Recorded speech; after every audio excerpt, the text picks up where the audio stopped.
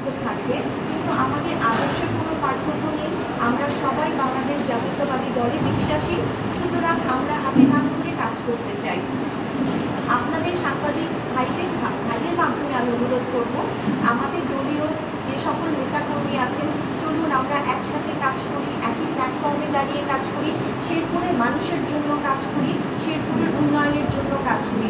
আমি বিশ্বাসী যে আমার এই মতটা সবাই গ্রহণ করবে সাথে। সুতরাং আমি প্রিয় সাংবাদিক ভাইদেরকে বলতে চাই, আপনারা জাতির বিবেক, আপনাদের মাধ্যমে সঠিক তথ্য আপনাদের লেখনীর মাধ্যমে ফুটে উঠবে। সুতরাং আপনারা সত্যকে সত্য বলে মিথ্যেকে প্রশ্রয় দিবেন না।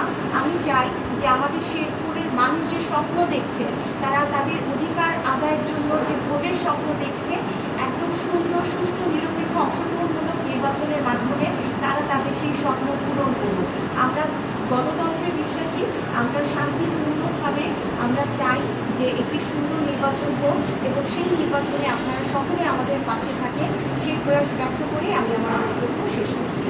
ধন্যবাদ।